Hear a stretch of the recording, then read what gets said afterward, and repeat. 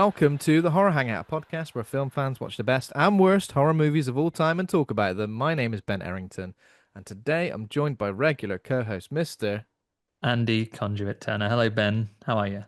I'm very good. I'm very good, thank you. Thanks for asking. And we're also joined by a very special returning guest. Ariel Powers-Schaub is a horror fan from womb to tomb and author of the book Millennial Nasties, analyzing a decade of brutal horror film violence. Welcome back to the show, Ariel. Hello. Hi guys, thanks for having me. You're Oh, thanks for welcome. coming You're back. welcome.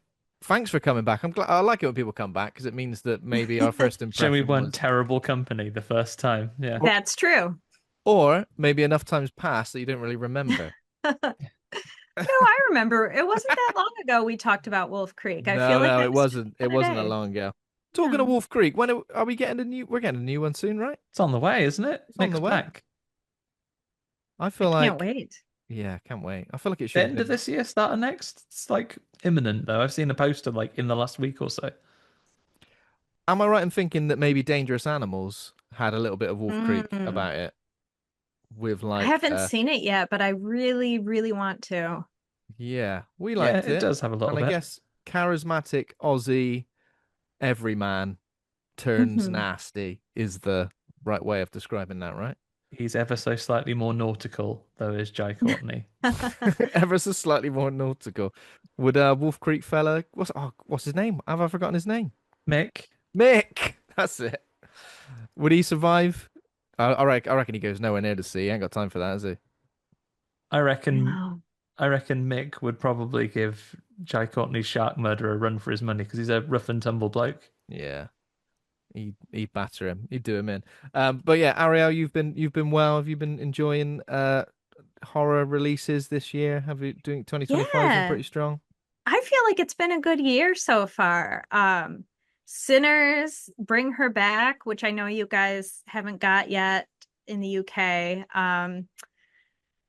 28 Years Later, I absolutely loved. Hmm. Yeah. So, yeah, I just feel like we're doing well. I'm still Yeah. looking forward to Weapons. Yeah. Oh yes. What is the opinion on the 28 years later films as somebody the other side of the pond? Just because for me it feels like one of the best horrors because I can picture myself in that environment because it's UK set. Mhm. How does it feel for a US audience, would you say? Well, I can't relate to all the British elements of it necessarily, but I can recognize them and appreciate them and just love the films for what they are. I won't say any spoilers, but the end of 28 Years Later, I did have to have explained to me. Oh, I mean, I'm not surprised. I feel Yeah. like it's such a niche thing. Even for British audiences, I feel like some people would have needed it explained to them. Um, yeah, very niche, very Yeah. a very Yeah. dark corner of Well, British yeah. history, I would Yeah. say. Then Pretty mad. again, it could be for a US audience. You know who else dresses exactly like that character? Tracksuits, big chains, Run DMC. You're like, That's true. what a fun gang. It's Kind of fun. evil Run DMC. I guess what's kind of weird for like especially me and Andy, like people our age, is that we grew up thinking of that particular person as just like a slightly weird, kooky old bloke, and then suddenly all of this stuff just came out, and it was like, oh right, okay. No, I always knew Ben. Did you Gave always me a know? gave me a bit bad feeling. People who I have been vindicated on years before their crimes became apparent. Savile, my my friend George, his dad used to watch the Cosby Show, and I didn't like that either. I was like, not sure I like that either. So, got Mm-hmm. good sense for it, mate. I don't know if I like Bad knew, but bloke detector.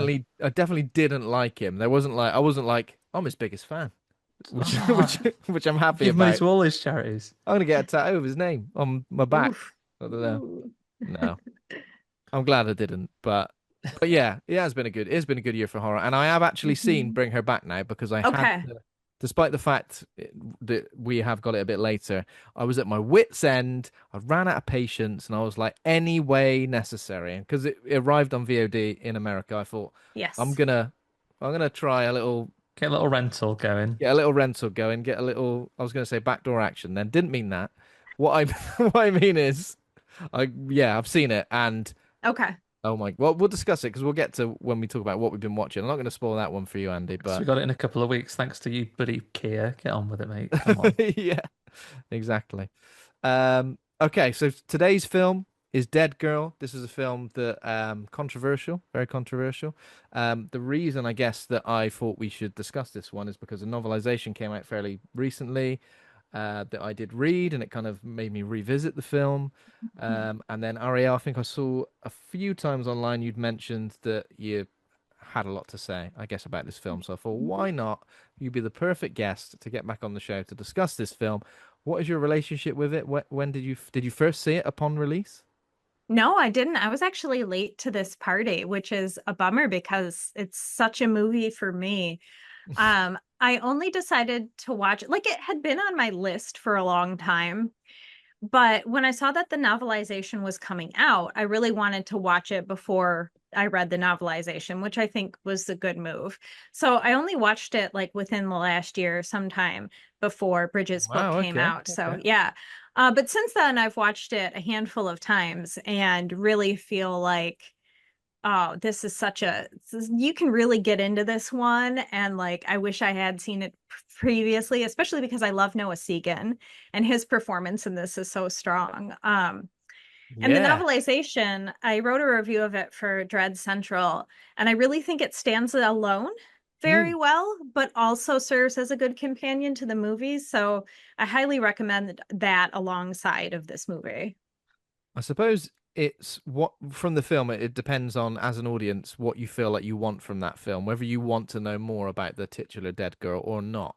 Yep. Because in a Yep. sense, not knowing so much about the dead girl makes it that much more, fascinating, creepy, disgusting. But knowing more really does add Mhm. something different. So I didn't actually read the novel and then go back to the film again. I'd kind Mhm. of rewatched and then read the novel. So, but yeah, I think it's a great, great companion, and it would definitely work well on its own as well. Absolutely. Well, the film is about the boys. The film is about JT and Ricky. The book is about the dead girl. Mm, So I think, yeah, it depends on what you want out of it. yeah, because I Oh, did interesting. always. Nice companion piece then. Mhm. Mm, I think I did always wonder, but at the same time, I guess maybe it was like certain characters don't need an origin, and they kind of stand alone without that origin. But I guess it makes it more of a tragedy knowing more about that character's origin as well. Um, Mhm. but yeah, it is a great book. I really liked it. It's from Encyclopocalypse as well, isn't it? Productions, Yes. who obviously published your book as well. Yes. There we go. So definitely the perfect guest. Definitely the perfect guest. Absolutely. I'm going to start with the tough questions, though. I'm afraid, Ariel, and I'm sorry about this. I'm Uh-oh. sorry I didn't give you more of a warning. I should have done that. But recently on the show, with returning guests and new guests, we've been asking them what their Mount Rush horror is. That's right. That's officially what this Yeah. part of the show's called. Some Mount people call Rush it round mush gore, but we don't accept that answer. We have to go with our first one. Mushgore. All right. Mount Mushgore. Yeah. No, but yeah. I No, no feel like edits now. this one just rolls off the tongue slightly less, which I kind of like, something that doesn't quite work. I like that. It's better.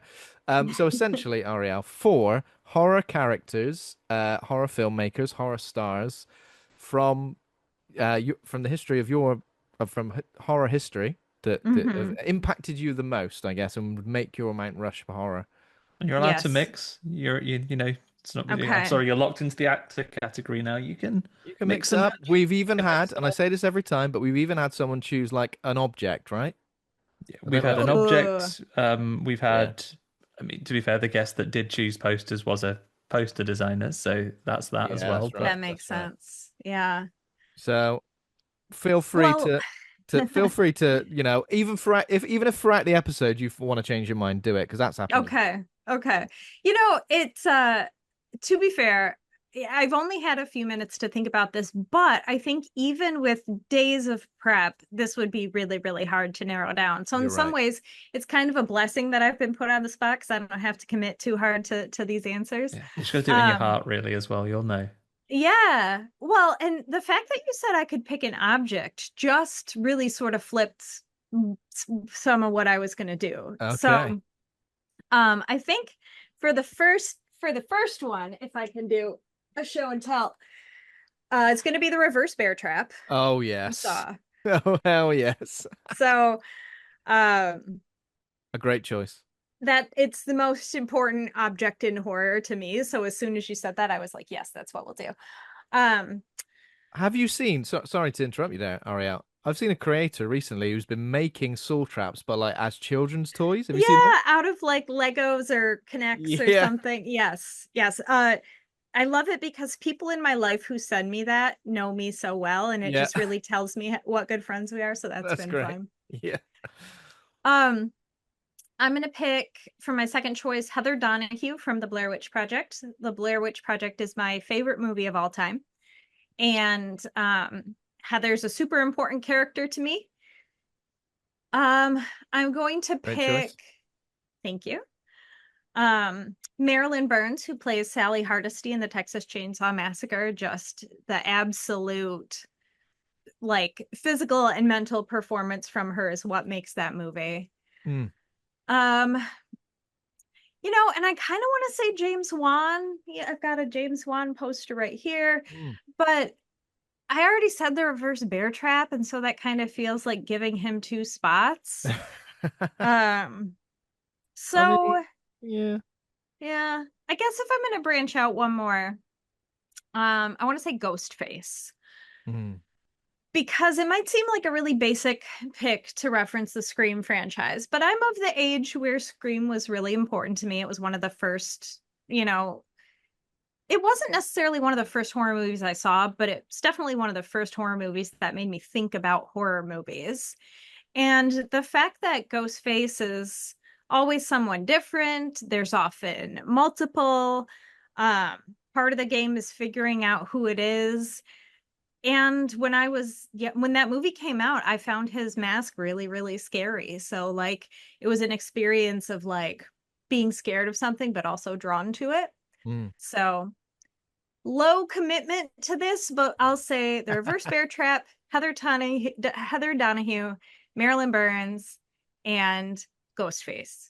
That's good. Good I like it. choices. Would you Thank you. choose a particular killer under the Ghostface mask, or do you think No, I want it to in be the general? mask. I want it I to see. I be see. the idea of Ghostface. Nice. That is very good. And now, Ariel, I'm really delighted about what other props you could possibly just reach off camera and bring in. Like if you go, Yeah. and here's the I actual mean, guitar from Slumber Party Massacre. that would be cool. No, I do have a little Billy on a tricycle. I have another reverse bear trap actually. I've got the Saw Another 10. one. Yeah, I've got the Saw 10 popcorn bucket. So I've got Oh some yeah. stuff. Yeah, yeah. How do you feel about Blumhouse? Sort of. Do you think it'll be a reboot, a complete reboot, a brand new sort of franchise? Is that what we're thinking? Listen, this is tough. This is hard for me. Okay, this is hard for me. Um, Everybody keeps saying, "Oh, it'll bring James Wan back to the franchise," and like it's because of his Atomic Monster connection to Blumhouse. Yeah. I don't really think it will. If it Okay. does, if it does, I'm very interested to see where that goes. I feel like James Wan has said before, like he's done with that. He did all he wanted to do, and he's all set and happy to see other people do it. That could always change. If he does return to it, I hope he brings Lee Wanell with him. I don't trust Blumhouse anymore. Like, don't get me Okay. wrong, I watch all the garbage they put out, and Hmm. sometimes I have a lot of fun with it. And they brought us Get Out, they brought us The Purge, they brought us Paranormal Activity. So like they've done great stuff that I've absolutely loved. But now every January we essentially get like whatever Amityville ripoff they're doing with like a pool or a teddy bear or a whatever. And I'm just kind of Yeah. like, are they gonna make it like watered down, jokey, PG-13? Like I just can't picture a Blumhouse Saw. Now I live to be surprised.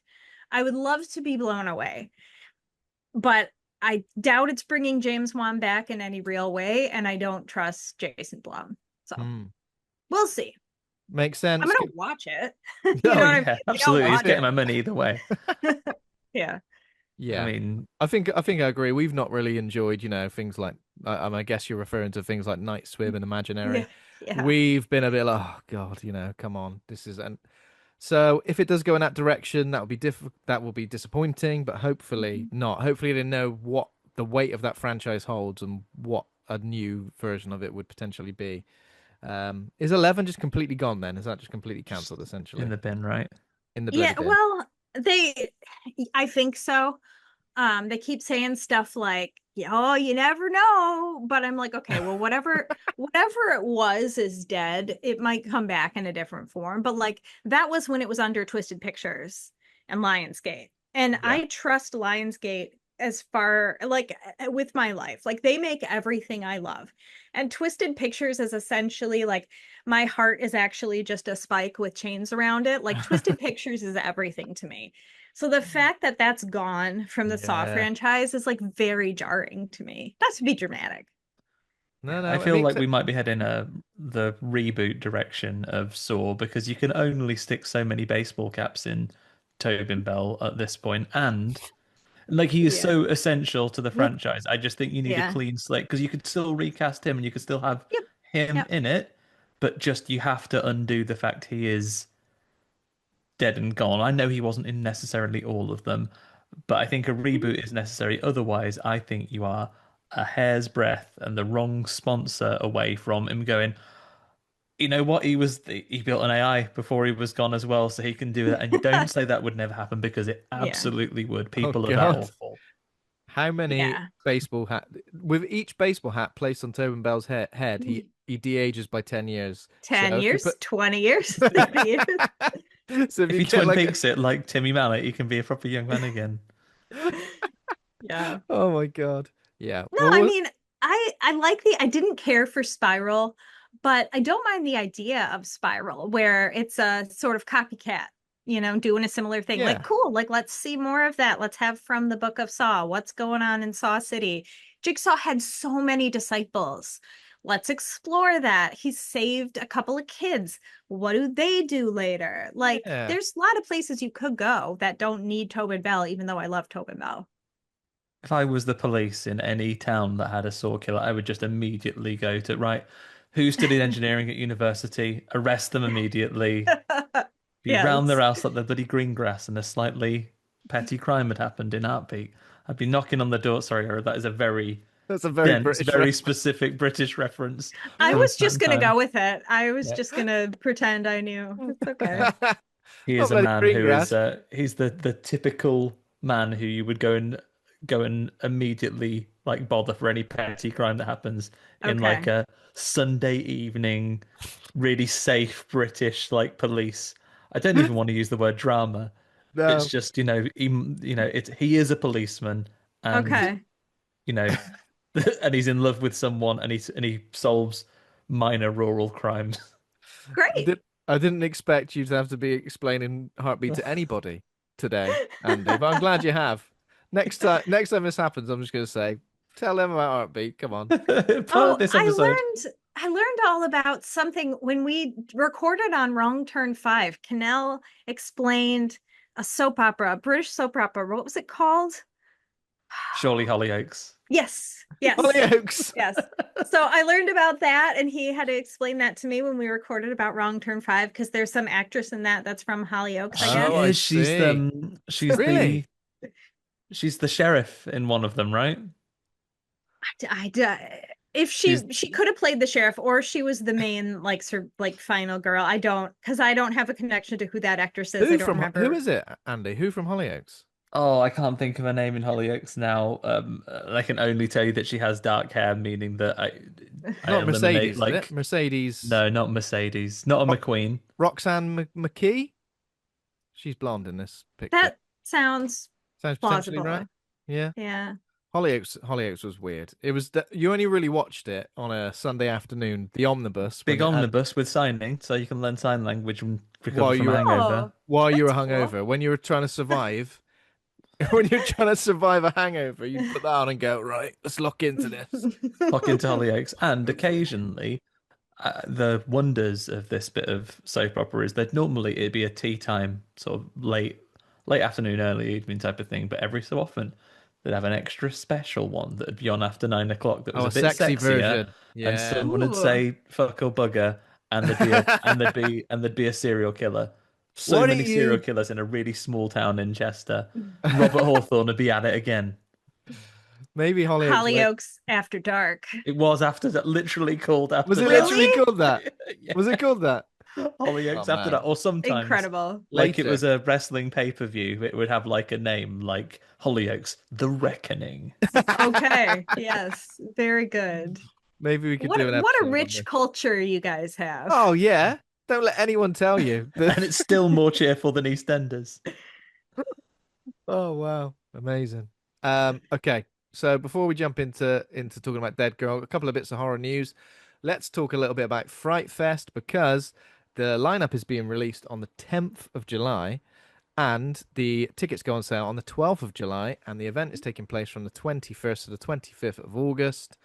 So yeah, looking forward to it. Anyone got any ideas of what could potentially be shown? I guess nobody knows. I don't know. Never knows. I Yeah, I'm not mean, gonna. Toxic Avenger is my wild speculation, right? Like that'll Interesting. surely Yeah, be there. I like that. I like that idea. Good. Maybe some restorations, some 4K restorations of Yeah, old. there'll be some. Yeah, because that went down really well last year with the Razor Blade Smile and Nightmare on Elm Street one. I enjoyed both of those an Yeah, awful lot. yeah. Yeah, I mean, I'm down for whatever they come up with. But are you ready for the real life horrors, Ben? I would say, and I don't watch you every minute, but one of the most stress-inducing times of both of our years is Fright Fest ticket collecting Buying the day. tickets. Oh Yeah, yeah, God. I Yeah. because there's suppose. more demand than there are tickets, and Yeah. I very selfishly am going to be at a wedding, which I think starts at exactly ticket go live time. So it's You up need to to Unlucky, have Ben. mate. somebody. It's Unlucky, up to mate. Ben. Sorry, I look after my own over it. Ben's gonna get Ariel, them tickets. how much pressure was on you then? Because I guess you had your trip booked last year before you bought the tickets, right? Yeah, I had my trip booked. And I thought I'm getting into this come hell or high water because Generation Terror was playing last year and I was Of in Generation course, Terror and so was like, I of have course. to go. Yeah. So and it was at 6 a.m. my time that tickets went on sale. So I got up at 6 a.m. on a Saturday and I was on a Zoom call with a few of the other ghouls so that we could like coordinate who was buying which Ah, sets of tickets because you that's a can good only buy idea. so many at a time or it'll like try to block you. So we were all sitting on this Zoom call and I have a screenshot of it because we all just look haggard and stressed. But we all got tickets, it's like we Oh all got yes. what we needed. It's really good. But it's dramatic. Like stuff is closing as you're looking You at literally it. see the tickets disappearing Yes. out from under you. And I think when Yes, we it's were getting our tickets horrible. last year, we ended up in a section further back than we originally intended, just because if the website has a mare when you are looking Mhm. at it, and I think we had to, and I forget, I think we've done a year each, right, of getting the tickets so Yeah, I far. think so. I think Um, I think it was very stressful last time. I and think. then literally, I remember, I think I got them last year, and it was okay. We're not in this section. We're in this section because when we tried to book them, the first section, it just had to think about it, and when it reloaded the page, it goes, "Oh, no, what I've done there is I've Yeah, stitched you up on these ones." that's what it So was doing all the Mhm. time. It was going, "You got tickets? Oh, great. Oh no, actually, I've reloaded, and now you haven't got tickets." And I was like, "Ah!" Hands were sweating. It was yeah. Truly. So I can't say I'm looking forward to it, but I know it'll all be worth it in the end. it will. Hmm. We'll get Hmm. that bit done, and then we'll book accommodation and trains and have a lovely August bank holiday yet again. Hell yes. Okay. Other bits of horror news. A new analog horror series called Final Transmissions is in the work, and it aims to capture the spirit of 90s cable access television, featuring original artwork from Trevor Henderson, somebody who's worked a lot on various films. Like I think he worked on Host. I know he worked on the designs for the movie Tarot, I believe, recently. Okay. Episode found footage anthology series is set in the small town of Eldridge, Illinois, in 1999, and it follows a TV host who begins airing strange and terrifying signals he claims to be receiving from an unknown source. It's launched a campaign on Indiegogo, so we'll put the link for that in the show notes as well. And looks to capture the unnerving atmosphere of the Blair Witch Project, Silent Hill, and Marble Hornets. I don't actually know what that is. What's Oh, Marble Hornet? yes. What's You Marble you Hornets? know it. You I know do. it. It's well, I said that so confidently.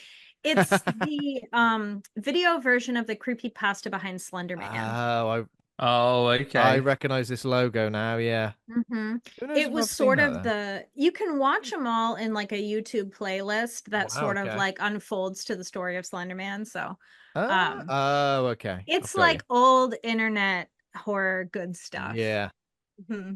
The old magic. The Yes. original. The The best original. internet. The best Yes. internet. So I mean, this sounds good. I like the sound of this. So I don't know, obviously, Yeah. where that will eventually end up, but sounds great. I'm into it. The poster looks pretty cool as well. So let's do it. Um, Sounds great. any other news? I mean, Jaws turned 50 recently. I thought that was interesting. I know it's going to be shown in IMAX, isn't it, fairly soon as well. 50 Yes. years old. That is kind of insane. I mean, I did manage to find a copy of the novel that I had, and I was like, I wonder when this was published, and it was published 50 years ago. I'm surprised it's still held together. So very exciting. But I'm assuming everybody's fans of Jaws. Would you Big rewatch it? fan. Would you watch it on a Gonna big? have a Would you watch it rewatch. on the IMAX screen? Never heard of it actually. What are you talking about? Who's this then? Is he the James Bond villain guy? I didn't know he had a spin-off. That's great. Yeah, Good for him. I would love to see Jaws on the IMAX. I'm a little nervous that it would make me nauseous, but I'd be willing to give it a Yeah. try. I mean, yeah, that's all you expect, and just give it a try. I would definitely do that. But yeah, definitely a bit nauseous, 100%. It would, and that barrel chase sequence might be a bit intense Mm-hmm. on the old big screen as well. But yeah, there's loads of things that are happening. I know Mondo have released like I don't know if you've seen that figure, that big scary figure looking thing that Mondo have released. I think that's kind of for the Jules 50th anniversary as well. I think soundtracks are getting like repressings and stuff like that. Everyone's going Jules crazy. All the merch. It Is was it? only a few months ago that I got the. I won't bring it here because if I drop it, it'd be a disaster. But I got the Orca Lego set. Normally, when people bring out incredible Lego sets, what I do is I look at them and like really covet them, but then go, no, I won't buy that because I've got fucking nowhere to put it. But I did clear a bit of shelf space so I could build a big shark The attacking Orca Lego. a boat. Yeah, Oh it hell was yeah! very fun. Is Jules one of the only films that can't be remade? Do we think? Because whenever it comes up like remakes, I always go, there are a few films out there that can be remade, and I think Jaws is one of them. I wouldn't see the point, you know? I Yeah, don't mind a remake, but it's sort of like to what end, what's the purpose of it? Hmm. And like we can't improve on Jaws. So what would we no, be doing? Yeah, remake a bad film instead, or again, a bit like when people remake an Exorcist or any sort of religious horror. Sharks, public domain. Do a different There you shark go. movie. Doesn't have to be Jaws, does it? Hmm. it is a weird one because I feel like it wouldn't be touched, but then I think films like Psycho got a remake, which in my head feels kind of mad. Yeah. Yeah. If people suspect people will pay for it, someone will get it remade. Mm. I don't think. I think that Jason Blum is signing that agreement right now, giving it to yeah, David Gordon Green. yeah, the corporate synergy gods will come circling one of the days when they're not making something for something else. I think at the moment though, they are just smart enough to realize you probably won't do well from Yeah. remaking it. Yeah. No.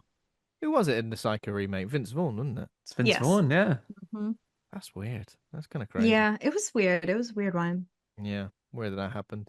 Okay, I mean that's all I got for news. Unless Andy, you've got any other No pressing special matters? news. I mean, behind the curtain, everyone. We only recorded a couple of days ago, so Yeah, I know. I not mean, I much, was looking not for much time for anything to bloody happen. no, exactly. I was scouring the internet for any fresh news, but there wasn't much out there.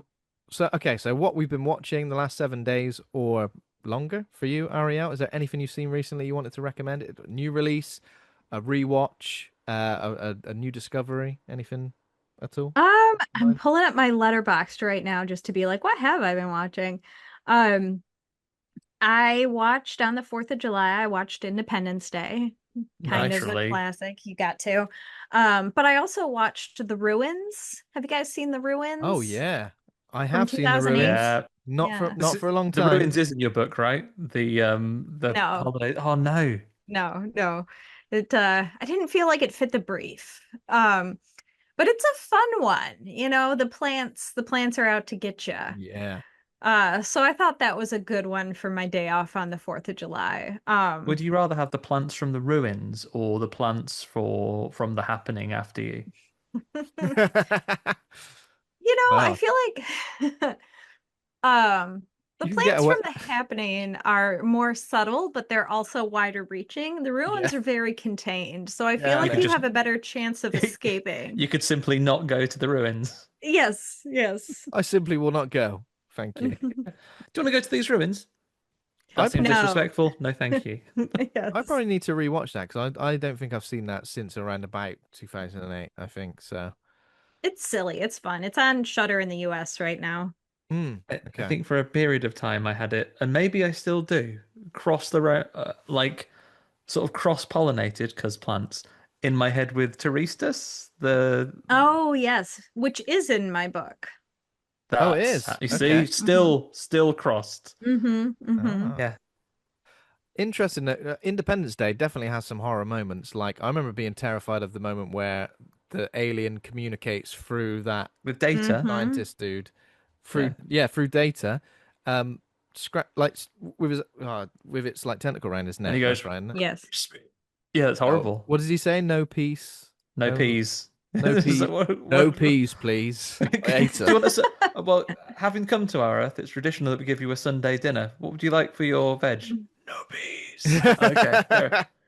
And I will say this, of course, on the celebration of your birth as an independent nation, um, arguably your best president on Yeah. film, Yeah. Oh yeah, or Bill Yes. Pax. Bill no, Bill Bill Paxton. Pullman. Bill Pullman. I was getting those Yes. two mixed up. Certainly the best speech ever committed to film. Oh, so good, Yeah. right? Up there with Quint and Jaws, honestly. Yeah. It makes me want to And fly head first into the alien spaceship. yeah, Randy Quaid, what a brilliant line as well. Sometimes, even though I'm very rarely talking to a president, if I'm running in late for something, I will say, "Sorry, I'm late, Mr. President," and then kick the door in.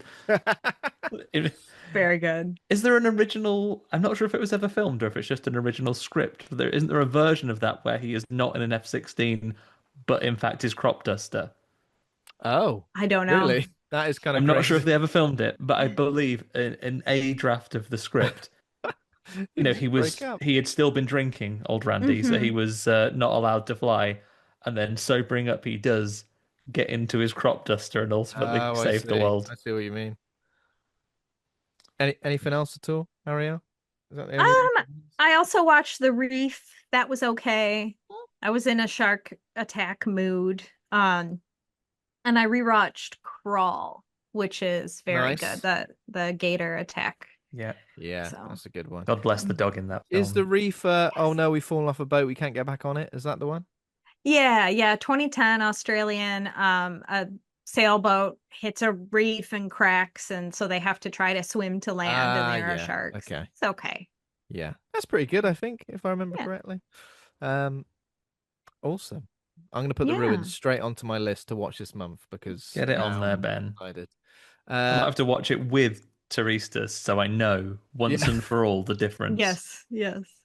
I'll mention a couple of things I've watched just quickly. So I find we're not going to go. I'm not going to go into this in detail because we will cover Bring Her Back after it's released in cinemas here in the UK. But I have watched it, and it is definitely my favorite film of 2025 so far. I feel like Danny and Michael Philippou, that's two for two now. hmm Bring her back and talk to me. So it's made me just like I'm in absolute awe of these filmmakers. I just feel like they write characters so well.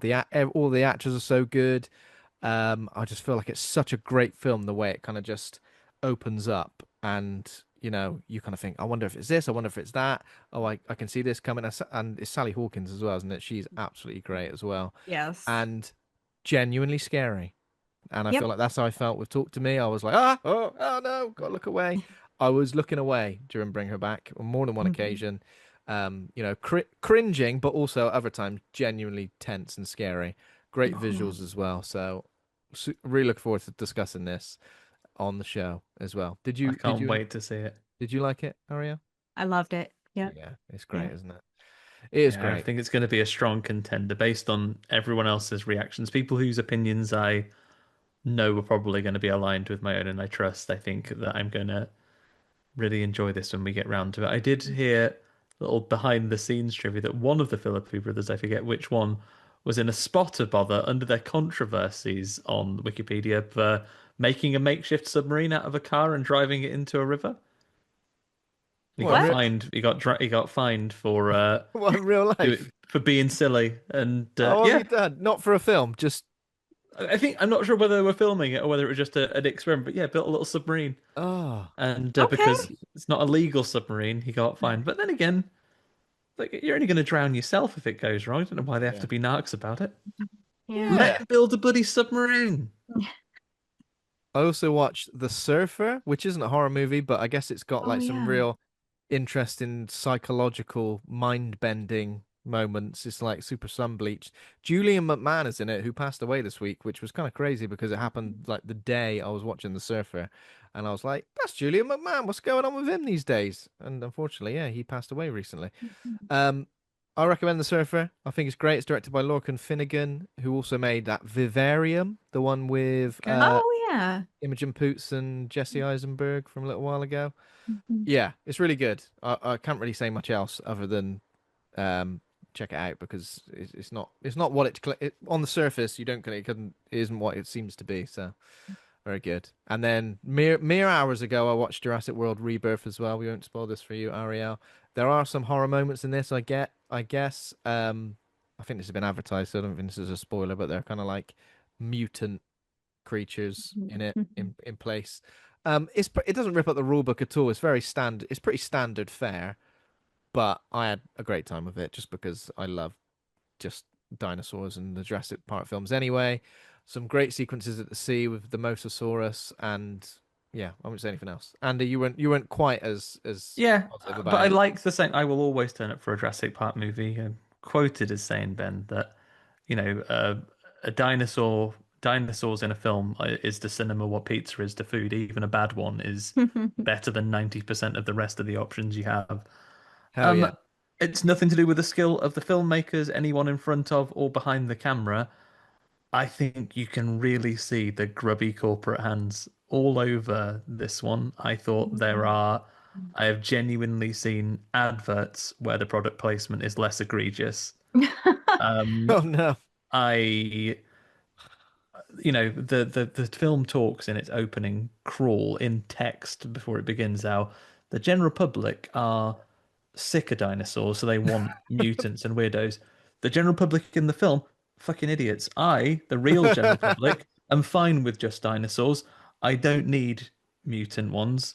Um, the one thing I will say there is, with the eye of cynicism, looking at this film, I would say, is this whole shift towards mutants a way from instead of having lovely public domain dinosaurs, which can be used, actually putting original Oh, I see what you creatures in mean. these that you're allowed to own and have the rights to and sell. And I just find them Maybe. less Yeah. appealing. And finally, I think anytime a dinosaur is on screen, it's fun and exciting. Any interhuman dialogue is unbearable, unbearably bad, unbearably bad. Still go and see it though. It's like it's good action.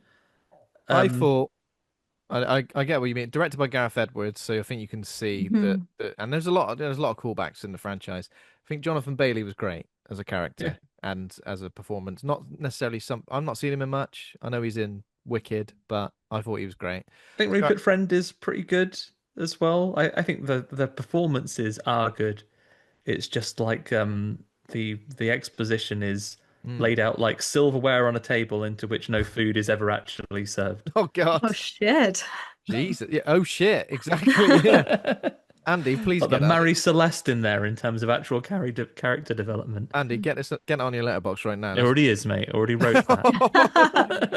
That's gonna pop off in Genius. terms of the likes. It might get four. Yeah. Uh, anything for you, Andy? That's kind of me. Apart from Jurassic World Rebirth, of course, it's only been a couple of days, Ben, but I'm always going to make time to catch up with another episode of Friday the 13th, the TV series. Very nice. I've only got 2 episodes left in season 1, Ben. Only two You're getting episodes there. You're left getting after there. today, so I'm getting there. Last time we got together, you had a guess as to what the nature of the cursed item was going to be in Pipe Dream. Yeah. What did I say? Half pipe. Cursed Yeah, like a half skateboarding pipe for half pipe. skateboarding. It was, it is like a Gandalf pipe, Ah, Ben. you got it right. Oh no. What Oh happens is no. that when someone lights the pipe and they have a little chug on it, a deadly red smoke comes out and reduces a victim to a skeleton. Ah, it's always something like that, isn't it? And it, There's never a nice cursed object, is there? yeah, and it's got itself into the hands of an inventor who uses it to Mm. steal a young engineer's design for a new gun. Gee, And, and, designed for and a new gun. yeah, Made a new gun. a laser targeting system. You'll never guess who it is, Ben. This character who's got it. Who is it? It's Gandalf. only Ryan's dad. Oh, no way. Ryan's estranged father, and with the money he makes from this opportunity, he gets his life together. Him and his partner decide they're finally gonna have the money and time to tie the knot and get married. And his fiance invites his estranged son and, of course, his cousin Mickey and Jack to the wedding. And they come along and they realize that his dad was associating with bad old Uncle Lewis and that he might have a cursed item, and they're going to have to get him to give it up. He's not keen to. A lot of things happen in this one, Ben. Oh my God. More tragedy befalling anyone that is ever close to a member of our main cast here. But I'm absolutely here for it yet again. Another belt baller episode and a little bit of drama and sacrifice as we get Yeah. towards the final episodes of the series. Next week's episode, Ben, is called What a Mother Wouldn't Do. Do you want to hazard a guess as to what the nature of the Cursed, cursed item will be? cursed dummy pacifier. Oh, um, uh, like a mother, yeah, cursed. Okay. What a Ariel, any mother wouldn't guesses? do. I'm not sure how familiar you are with this series. Have Not you? at all, but it's always a cursed object for every episode. Yeah, Okay. they've inherited an antique shop, and their uncle made a deal with the devil and has been selling cursed items. Okay. What a mother wouldn't do. Like, I'm thinking of how my mom would always be like, bring a jacket with you. It's going to be cold. Bring a coat. Take a coat. And so I'm thinking, like, is it going to be like a blanket or like a shawl or something? Oh, very good. I like I have it. no clue. Whatever, it always ends up being like the most obvious thing, doesn't it? I guess. Yeah, Like, and that's no disrespect to it. Like, I think I overthink these things. yeah. I mean, Good stuff. Ariel, the people who listen will have heard me talk about this item many a time, but my favorite cursed item remains the haunted mulcher for garden waste, which, if you pushed a person into it, would churn out their net worth in cold hard cash. Ooh, that's Well, creative. That's great. it's creative, and suddenly Ariel's interested in owning Can them. Yeah. we chuck Elon Musk in there Oh, Can you somehow? God, imagine? yeah. It'd be churning him for weeks. Yeah, I feel like that could do the world a good. Yeah. Yeah, if you turn it in for Hmm. weeks, and you had to queue up and get out. Well, you'd take a certain amount, $100. Yeah, Well, you just everybody gets some. stand there with your waste paper basket until it's full. Yeah. A final, Um, see, a good cursed object. There we go. a Mhm. good cursed object. The guy who had it did use it quite badly, though, Well, unfortunately. There's a So it bit had to be confiscated and put in the vault. Not destroyed, though. So, assuming that this program is based on a real thing and nothing happens to the vault in series 2 or 3 when I get there, assuming the shop's still there, we could go and ask for it. Promise to yeah, use it let's responsibly. go. How many episodes left of series one, Andy? 2 episodes left of season 1. There we go. You're getting there. I We're mean, getting there. you've been very 72 dedicated. episodes total. We're getting there. Yeah, We're lots getting and there. lots. But yeah, I am still enjoying it. I tell you what, Ben, I've told you this before. In an alternate world, this was the big thing. Apparently, when it was on, it was the second highest rated syndicated TV show running in North America, just behind Star Trek. Oh my So there's Oh an God. alternate wow. world where that coin landed on the other side, and people are like, "What's that spaceship program that no one remembers?" And there are Yes. entire conventions where people go and dress up as Friday the Dress 13th. up as cursed objects. Yeah, I do need, as we Incredible. finish this, to just No give a Jason special Voorhees. shout out to Troy, Oh yeah, I saw that. who sent us, after our discussion last week with the Lego X-Files one, and I asked for a mock-up image of if I could get Friday the 13th Lego series Lego set. He sent me a wonderful picture of the shop. All my Oh, favorites are in there. cool. He's made your dreams come true, hasn't he? Yes. So we Yes, just get indeed. that over to Lego get them to get to work on it. Yeah. We're good to Hell go. yeah. Okay, so there we go. That's what we've been watching this week, apart from one other thing, which is the film of the week, and that is Deadgirl, which is a 2008 American horror film written by Trent Haaga and directed by Marcel Sarmiento and Gadi Harel. Hopefully, I'm saying everybody's names correctly. Sorry about that. Stars Shiloh Fernandez and Noah Segan as teenage boys who discover a naked female zombie portrayed by Jenny Spain. When one of the boys wants to keep her as a sex slave and the other objects, their friendship is tested. Just putting it lightly. IMDb 5.5 out of 10, Rotten Tomatoes 33% audience score, 40% critic score, Letterboxd 2.5 out of 5, and some choice reviews from Letterboxd. Naughty Julie Norwood, that's a nickname she's given herself. I haven't given her that. Not like Norman Price. Not... The disturbing extracurricular activities of zombies pale in comparison to the disturbing depths of depravity that only man is capable of. 4 stars. 8-Bit Murderbot says a force-fucked corpse grind through the rotting rind of flesh that lays chains and takes breath. Jesus, that's a good review. 3.5 stars. Mark Costello says willfully provocative take on the undead genre. Sarmiento and Harel's exploration of toxic masculinity through a hardcore horror lens does some interesting things in amongst its more overt and obvious narrative stylings. 3 stars. And then Gobby says one of the most original modern takes of the zombie. Deadgirl is demented, but you can't say it's not creative. 3.5 stars. So there we go. A lot of the reviews on Letterboxd seem to pretty much just either say disgusting, 0.5 star, or I switched it off after 10 minutes because I knew what was coming. So it's a controversial one, isn't it, Ariel? Yeah, it is. And honestly, I thought it was gonna be maybe nastier than it was. I mean, the subject, the idea is quite nasty, but in terms of what you see on screen is not that bad. Yeah.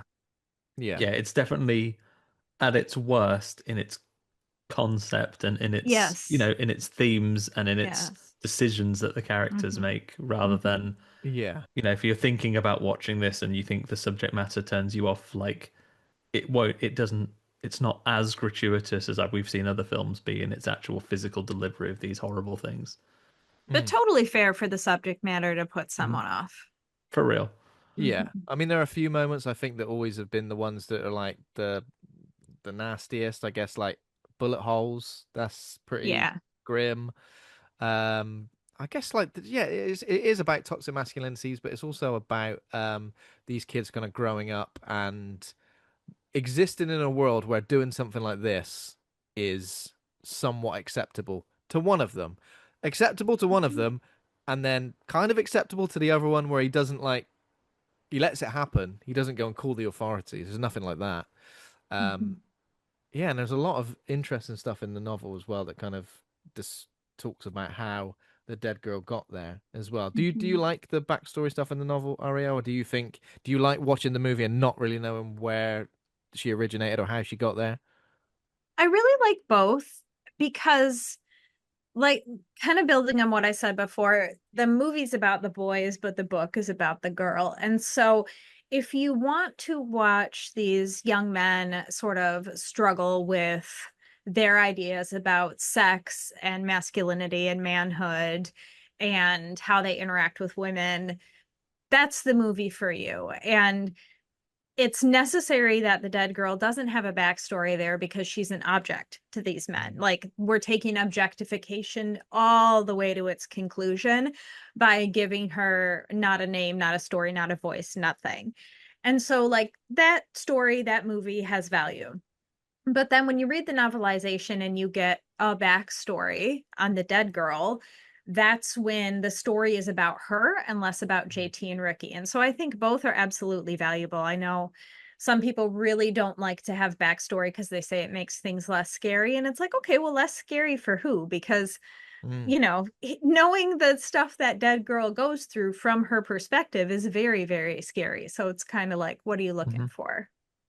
Yeah. Yeah, I don't know. How did you fill in that backstory in your head when you first saw the movie? Or did you? Oh wait, did you say you saw the movie? You did see the movie before you read the book, didn't you? Right, I Yeah. did. I didn't. I didn't try Yeah. to think about where she came from, what she was, because that's just not who it's about. It's about JT Hmm. and Ricky. I think I still tried to make sense of it myself. I guess I was like, okay, so there's this abandoned psychiatric hospital where, and Hmm. I almost kind of thought, okay, well, someone's been experimented on, something's gone wrong, this sort of zombie virus or something has happened, and rather than and then they've just shut it down and left her there. That's kind of, I guess, how I tried to think about it. But everything you get in the novelization, I won't spoil it for anyone who wants to read it, or if you want to check it out, Andy.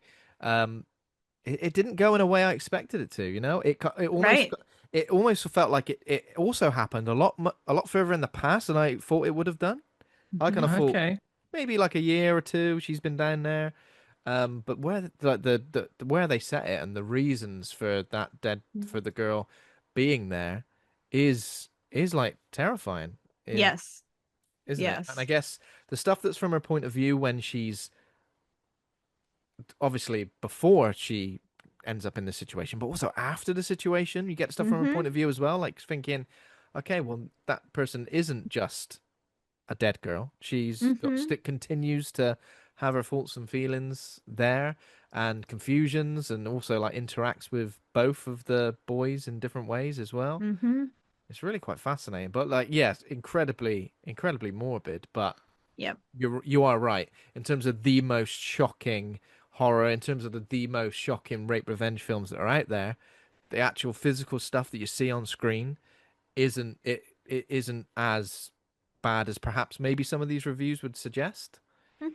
if that's Yeah. a good way Like of I say, describing like, everyone's got a different bar, I guess. Like I think it will very quickly become obvious if this film isn't for you. Yes. Um, I think from just our discussion of it, yeah, I think you'll probably have a fairly good idea as to whether this isn't for you. But if you are kind of on the fence, I would say there's a lot of interesting stuff to have here. So, if you're not immediately like, no, this is not for me, then it's worth giving it a try potentially. it. Hmm. It's yeah, there's a lot of stuff about adolescence and kind of growing up and how people perceive, members of the opposite sex and their relationships with them and treating people like objects, I guess. And I guess it's kind of like the two very stark differences of somebody who's willing to do that and somebody who, I guess, is still willing to do that, but feels the guilt from it. So it's not like Hmm. we're not getting a completely different point of view here. We're kind of getting this a very Just similar one of view. them is more conflicted One of them is than, more Hmm. conflicted than the other one. Yeah, exactly. And yeah. how willing, I guess, that other people are willing to come in onto this twisted agreement, Oh, by the way, we've got a dead girl down here. Come and have a look. Yes. Most of the time people go, yeah, all right, I'll come and have a look. It's Hmm. that morbid curiosity that Yeah. that is kind of horrific, isn't I it? mean, ultimately, this probably comes time for my hottest take on this entire film when it comes to boys, men, these things. There is one good boy in this film, and he spends his time chasing around all the other bad boys, trying to bite them because it's the dog, the only good boy that we encounter, The Very only good good boy. boy. the only good Yes. boy that doesn't deserve what happens to him. What's Yes. Yes. I don't want a novel just on his backstory, but what's he doing down there? His job, mate, He's keeping. committed to this job for a long time. Yes. That's what dogs are, mate. They are. You give him a task. That's what his job is. Yeah. Hmm. And make sure that no bad boys come down there. In another cut, this one, he gets him as his revenge. Yeah. I want to see that.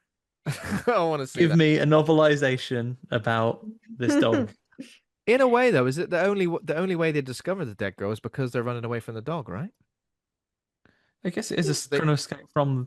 they I wouldn't guess have they gone might have as found her. I guess they might have found her eventually, just yeah, exploring if no one chased them. Yeah. a rusted door closed. I'm going in. Hmm. Oh, please don't. Who knows? But yeah, I remember seeing this around about.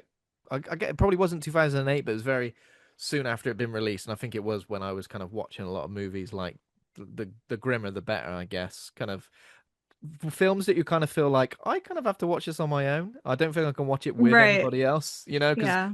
it's weird that when you suggest a film to someone, even if you've not seen it, if you've suggested it and then the subject matter is something like this, they will look at you differently. Yes, yes, you They'll got to be say, careful. you've got to be very careful, even with probably like your most trusted, like people who know your tastes Mm-hmm. well. They'll probably be Mm-hmm. like, sorry, why are we watching this? I also feel sorry for people who maybe went into it and didn't know what it was about and maybe watched it with parents, Their mom. other loved ones. Where you're just like, okay, all right, now let's Oh, I just tell you please. what, like, oh, thank you for agreeing to go on this first date with me. You like horror films, do you? Should we go and see this one called Dead Girl Oh about a zombie? boy. Should we It's go just and see about that this zombie, innit? weekend? Absolutely. Let's go and see. Well, thanks for a Zombies. lovely evening. I shan't be seeing you again. I'll never see you again. Sorry. Yeah. Um, so yeah, in terms of like the characters of Ricky and JT, I guess very complex in their own ways, aren't they? Yes. You know what it really reminded me of? And like it's a bummer subject that I'm gonna bring up, but we're Okay. talking about Okay. Dead Girl. Um, it reminded me a lot of the narrative that went around after the Columbine High School shooting in 1999. I'm Okay. sure you guys are aware of Hmm. that, but I don't know how much it you guys know what I'm talking about? Yeah. Yeah, Okay. We, Okay. yeah, the absolutely. documentary was still big over here and so on as Okay. well. So Okay. yeah. So after Columbine happened, there was this narrative that was pushed where one of the boys was kind of the worst one who kind of bullied the other one into going along with him and doing stuff with him. And there was this narrative of sympathy kind of pumped out around the boy who was meant to be kind of dragged along. That has since been debunked. They both 100% wanted to do the things they were doing. They were both pieces of shit in on it. But in 2008, that narrative would have still really been in the zeitgeist of there's one really bad boy who drags one kind of good boy onto the dark side. And so it really made me think about that, not that many years later. Yeah, really interesting. We have a similar one here as well. So to attune this to UK-based listeners as well, similar narrative came out around the James Bulger murders. Ariel, this was about two very like two young boys who were, I believe, 10-ish, Mm. who Goodness. abducted and killed a 3-year-old boy. And the narrative was very similar. That there was one of them that was more disturbed, and the ringleader who kind of brought the other one along with him as well. Yeah, it is like a disturbing narrative, and I can Mm-hmm. completely see the connection you get here because JT Mm-hmm. is very much. We talk about the struggles and these things. He comes to the conclusions when they find the dead girl about what he intends to do with her incredibly quickly. Yes. Mm. Yeah, absolutely. Like, obviously, one person's like, well, we should immediately call the authorities, and that's quickly shut down. I guess similarities for me, keeping it very recent, is something like Adolescence, which I think brought up a lot Mm. about toxic masculinity, online masculinity culture, people like Andrew Tate who very easily young boys to gravitate towards immediately to be able to see women as objects, I guess. And the fact that it's still so prevalent and the fact that it still feels so like fresh in terms of a narrative idea now, fresh is probably the wrong word, not just because of the subject matter, but also Zombie Girl. Um, the fact that it's still prevalent now, we're just like, what is it, 17 years later, and probably like Mm-hmm. more, even more so prevalent, I would say, because online culture is so much more different now than it was back then.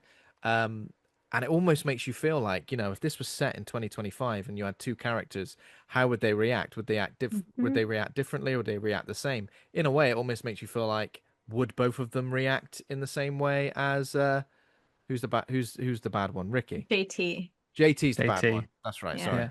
yeah. Would they both react like Ricky? There's so many more different things that you can think of there, and Mm-hmm. that is why it feels so Yeah, prevalent, I I guess. I think that the narrative that goes on here as well with the way they view this dead girl as a an object and how the things begin to escalate as well.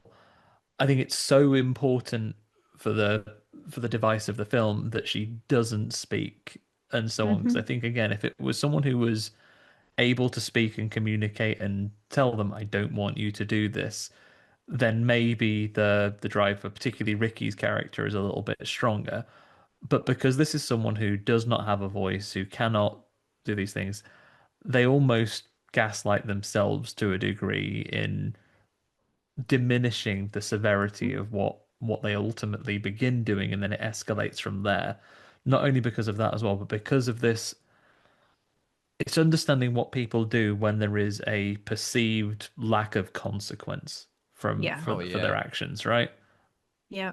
I guess it feels like whatever they do within those four walls will never be discovered by anybody else. So they can literally, Mhm. almost like their deepest, darkest desires, they can literally just act out on. Obviously, mainly JT. So that, in its way, is pretty terrifying. And I guess it's like reducing a woman straight, like because she doesn't communicate, because she doesn't talk, reducing someone just to their body, Mhm. which in a way is also obviously very, very terrifying as well. Um, so yeah, in terms of characters, Charlie Fernandez as Ricky, Noah Segan as JT, Candice Acola as Joanne, Jenny Spain plays the dead girl, Michael Mhm. Bowen is Clint. Who's the bloody idiot? What's his name? Wheeler. Wheeler. Wheeler. Eric Podnar. As, We've got our own dead girl locked up, you Oh, idiots. but Like, oh, for Wheeler. yeah, Oh, man. the Classic only Wheeler. the only Classic good Wheeler I've Wheeler. ever met was the one that was in the Planeteers. This Wheeler, dog shit in comparison. Dog shit in comparison. I mean, everyone's pretty dog shit in this movie, aren't they? I mean, like, Yes. it's, yeah, it's Yeah. difficult to. Yeah, because Joanne's boyfriend, psychopath, Stephen Oh, King levels of school bully psycho. Yes. Yes. why are there characters like this that exist in films where, like, the girlfriend of which seems fairly level-headed and normal? How have you ended up with this guy? Like, how have you never at any point gone, this is the worst sort of person? But in a way, like even Ricky, the way Ricky kind of like idolizes her and kind of like and Hmm. wants her is also very inappropriate. It's not like for a Yes. moment, it's not like the most, it's not like a love story. It's not like oh, he just wants to be with Joanne. He almost like, I feel like he acts like he's owed her in a way.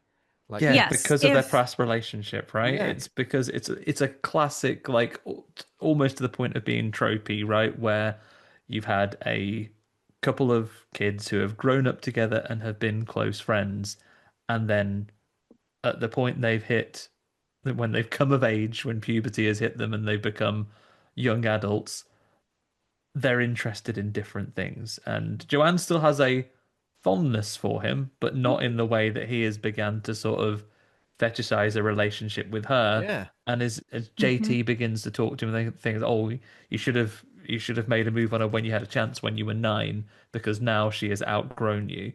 Um, no, Tragedy, like genuinely what he says. yeah, Like Hmm. it's tragic in many ways that you can't, and it happens in people's real lives all the time. Like there are there are Reddit forums for days, I would imagine, on people lamenting the fact they've been placed in the friend zone.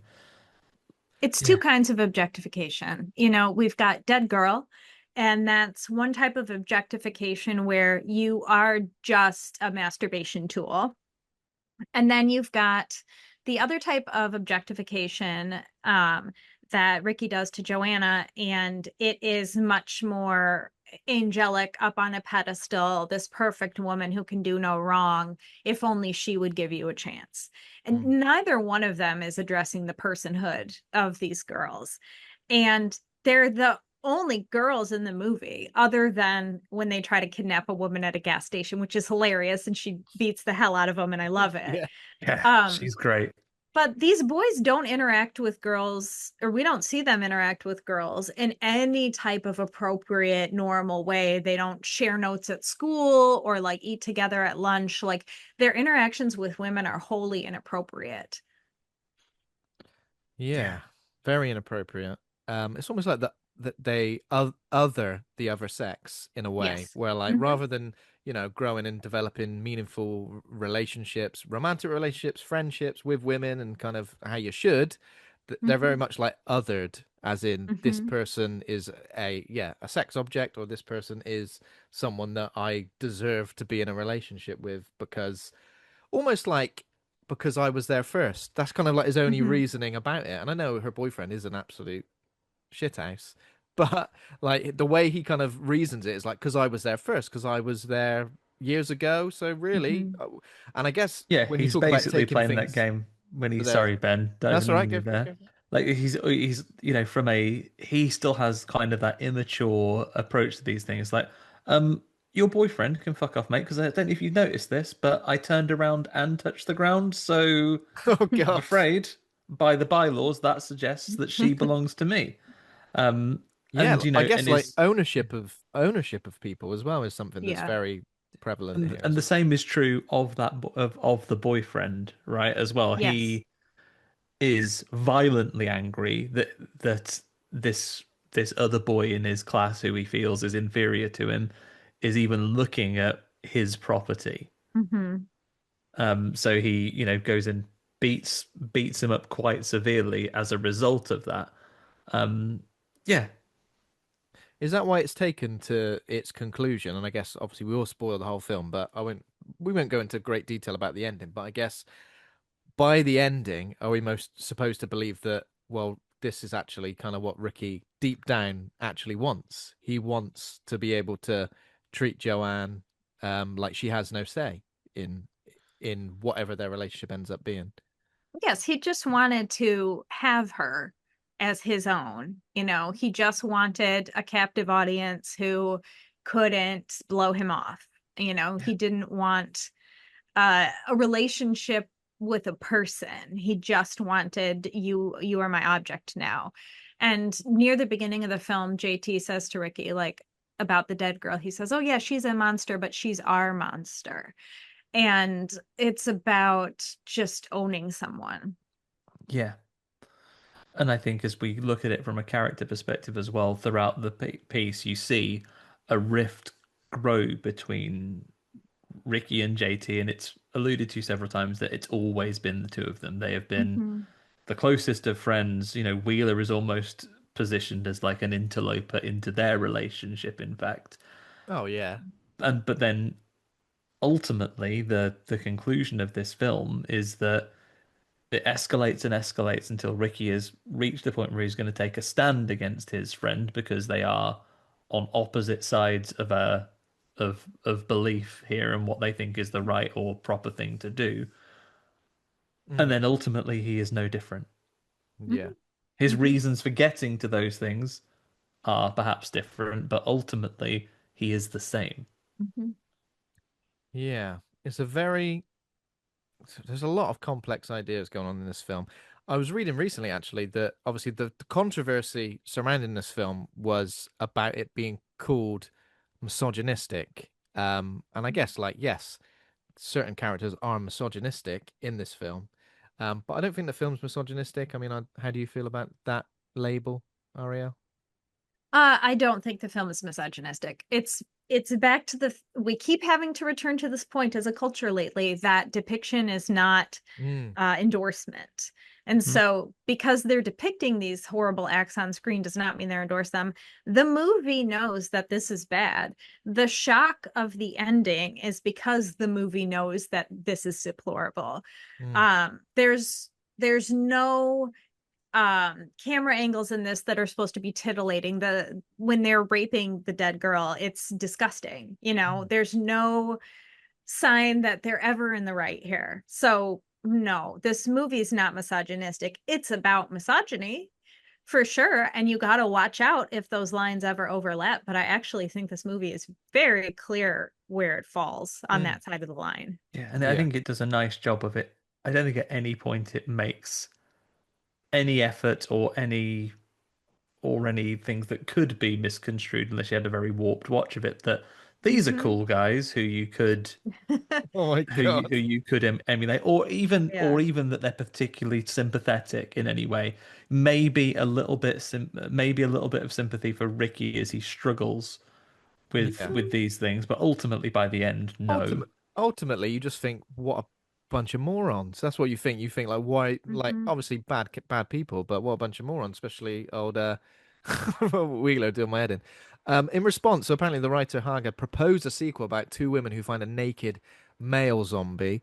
I mean, it wouldn't be very long, would it? I don't think we have any of the same things So they'd be like, happening "Oh my at all. goodness, phone the police!" Right. Naked. There's a naked fella in here. We better phone the police.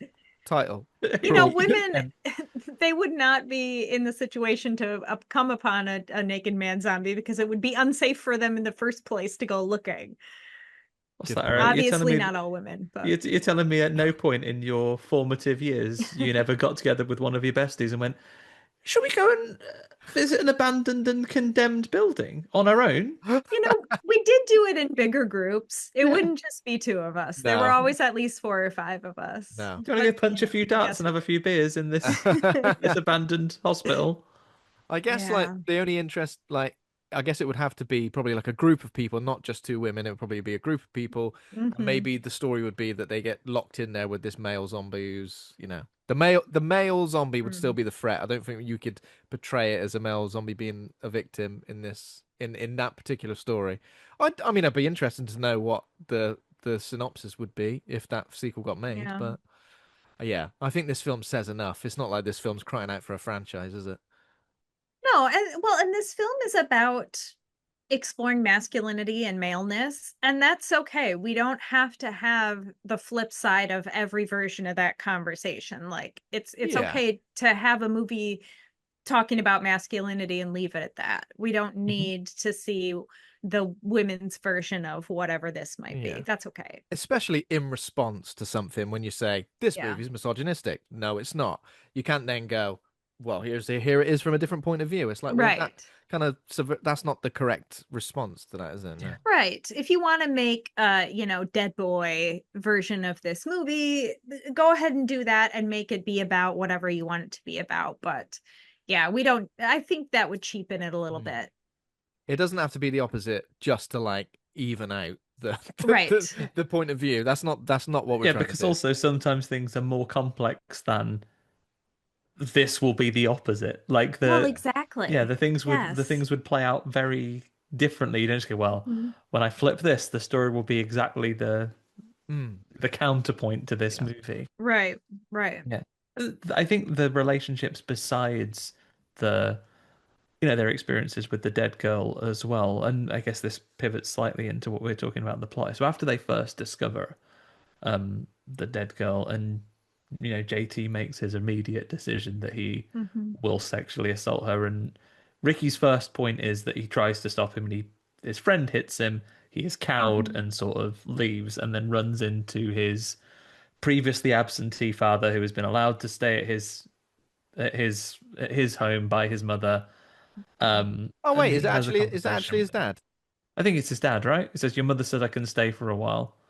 I figured it was just a mom's boyfriend. I didn't Ah, It could Yeah. be his dad, maybe. I didn't get that impression because he calls him by his first name, but Yeah. yeah. I don't know. I cannot correct anybody if he had it because I've only seen it the one time. My take on it was that it was an absentee father who'd been allowed back into the house. They've had maybe a slightly less Well, like, fiery breakup because while you're drinking my mom's beer.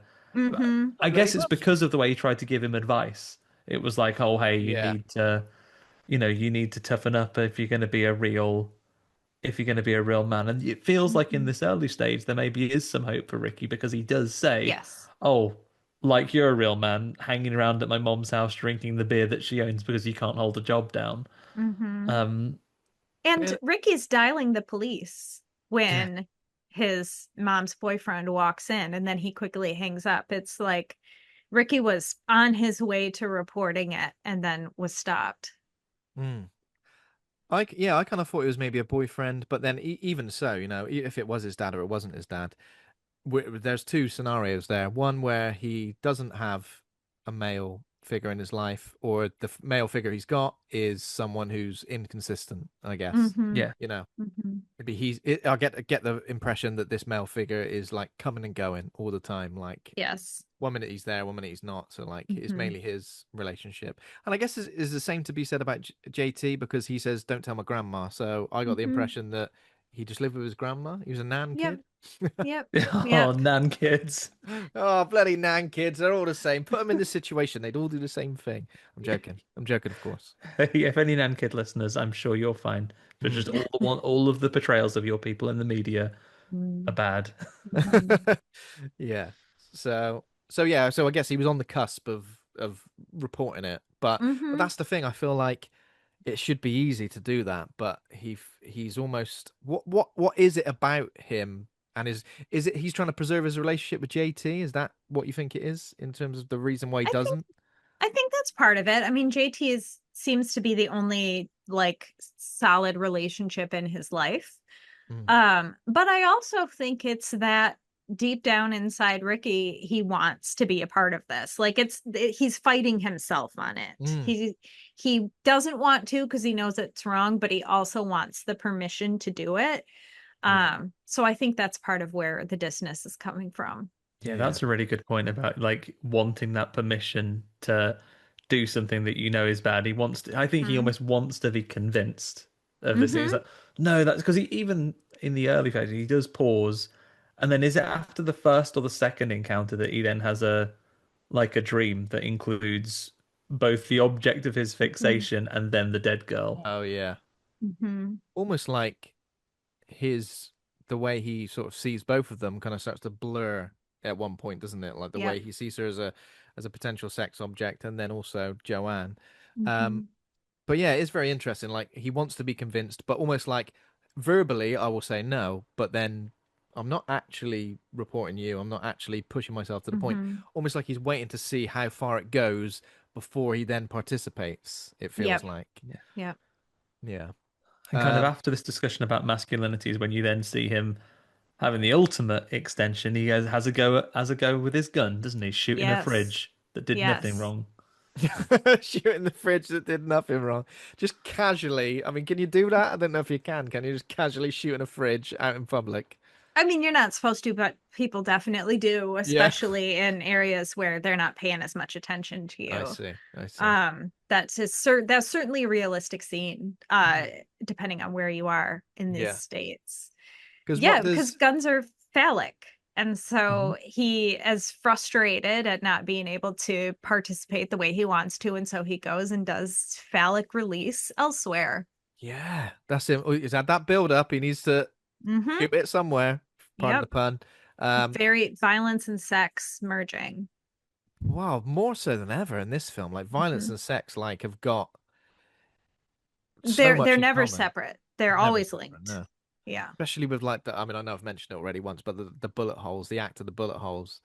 Yes, that's Um, gross. so I mean, yeah, I mean, so I've seen this before, and but when my wife watched it, she watched it without me just because she was like, I was like, oh, I watched it like 2 days ago. You can watch it on your own if you want. Plus, it's a bit of a heavy one. But she just texted me saying, I can't believe they're fucking the bullet holes.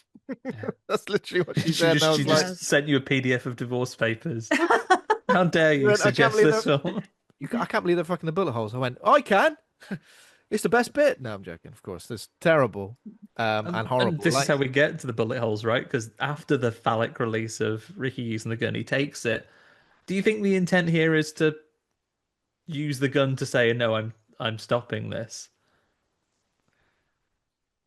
I think when Ricky took the gun out of the house, it was just to mess around with it. But then JT comes and finds him and says, I got to show you something because this is after JT like chokes her and beats her and realizes she won't die. So then JT takes the gun from Ricky and is like, let me show you. So I don't really think Ricky ever had the idea to use the gun to stop it. I think he was just messing He just about. happened to have the gun, and I think this Mhm. is a wonderful bit of performance here from the actors. His body language from when he has the gun, from when it is taken from him, Mhm. um, really, really well played. Like to be able to see that physical shift, and he's kind of like reaching out like a baby that's lost his bottle. Like, no, give that Mhm. back. Like, you can't take that from me. Yep. is this like I think this really quickly shows what JT's capable of because not only do we see that he's immediately okay to sexually assault someone, but he pushes it as far as it can possibly go by essentially trying to kill her and then realizing he can't. Like so Yes. he's willing to do that. He has the ability to do that and push it to that point before he goes, she can't die. Mhm. Yeah, and obviously there had to be a moment. We don't see this happening. We know that while he was assaulting her, she basically came round, which is why he strangled her in the first place. But Mhm. the very fact that that hasn't terribly traumatized him is Yeah. The fact that It's he's No, it quite made like, it more telling. exciting. He liked it more at that time. And now he's got his very own snuff film on repeat that he can just hit replay on. yeah. And the fact that he immediately goes, I need to go and tell my friend Yep. this. Not anything else. Not that I need to come to terms with my own mortality. At this Mhm. point, I need to go and tell my friend because it's a cool thing. Rather than a Yes. Yeah. rather than a horrible thing, it's a cool thing.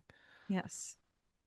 There's an interesting Reminding. psychology there as well, right? As well. And the only example that immediately springs to mind is something far less serious than what these two boys are doing. It's always your friends who are smokers that try to get someone else to try cigarettes, right? Yes. Yes. It's Smoke not, with me. yeah, Yeah. smoke with me Yeah. because I'm doing a thing which I want my friends to be involved in. I don't Hmm. want to be the only one that's doing this because then my behavior feels more deviant. Again, smoking, Yes. gross, but not illegal. Yep. Like, people want you to do these things more, and the same is true with him. And he says to Ricky several times, "Go on, you Hmm. you do Go on, it's have really a go. good." Yeah. And And just when like, Ricky refuses, he finds someone else. yeah. Yep. He finds someone else to kind of like legitimize what he's doing in it. So Your yeah, mate Wheeler, Ben. my mate Wheeler, he invites his mate Wheeler to join him and decides to.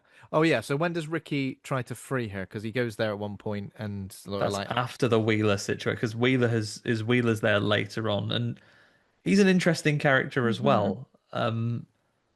Clearly, someone who maybe the very fact that the others they refer to each other by their first names, but he is actually no Wheeler is a first name. My assumption was it was a second name, but is an outsider even to this pair of boys who are not the big yeah, dogs at their school, right? Hmm. Hmm. it's almost Yeah, like Wheeler's even more of an outcast, and further he's down the just kind food of chain, isn't it? Sorry. Yeah. yes, yes. Hmm. Um. So yeah, obviously after that first instance of Wheeler, I mean, he's very quick to participate, isn't he? Oh, he's on board straight away. And Ricky gets and sees, what have you brought Wheeler here for? I thought this was. Yeah. I thought like why have you like he seems angrier Hmm. that Someone else. JT has brought Wheeler into this I than think anything else that his friend has done. it almost like obviously he's annoyed that Wheeler's been involved, but it almost like because it associates Ricky with that that crime immediately. It's not like Wheeler's come in and he realizes that Ricky isn't on board. He what Ricky's involved as well. Okay, yeah. So Ricky's already guilty by association at that Hmm. stage. That's probably part of the reason why he's angry. Hmm. Yeah. So when does he try to free her? It's after Johnny gets bit by Deadgirl Oh, it's after that. because Okay, okay. yes, Sorry. In because the Wikipedia thing, they're saying I thought that. I Johnny, doesn't JT get a scratch first before this happens? Is yep, this? JT gets a scratch Hmm. and Johnny punches the dead girl when she bites him. Oh yeah, of And then course. they're like, oh, her face is all messed up now. And so they decide they're going to go make another one. After they realize what's happened to Yeah. Johnny, they're like, we can make more. So while they're out trying to get a girl from the gas station and they run into Joanne, Ricky's on his quest to try to free the dead girl. And like he shows up and he's like, what's Joanne doing here? Hmm. And that's when it all Yeah, that's converges. right. Yeah. So So I yeah, think in the sort into of a first escape attempt though, because this is where they have the dog, and Wheeler has a moment of conflict as well, because one of the times Ricky goes and borrows the bolt Oh, with cutters the from the bolt man cutters. Yes. that they buy weed yeah. from, and Mm-hmm. he's able to free just one of her arms, which Mm-hmm. is when the guys come back. Wheeler gets his like scratch marks down his face. Not Wheeler, sorry. JT gets the scratches, and he is looking for Ricky at that point, So and this is Wheeler does see him there, yeah, but that's doesn't right. rat him out. So you can't get infected from a scratch. This isn't one of those. This is a bite only Bites situation. only. I say Mm-hmm. infected, you know. I mean, is it? I mean, I guess Who yeah. knows? We don't Yeah. know. Who knows? Because I mean, in terms of what Johnny experiences, that to me, I mean, maybe that's how the infection works.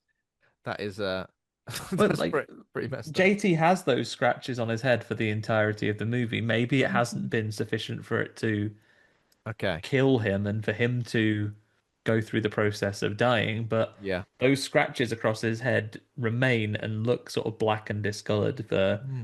the rest of the movie. And it could, I guess, be maybe partially down to Yeah. his Yeah. ongoing, because he is sort of sitting there like the Rat King on a throne later on when they turn up.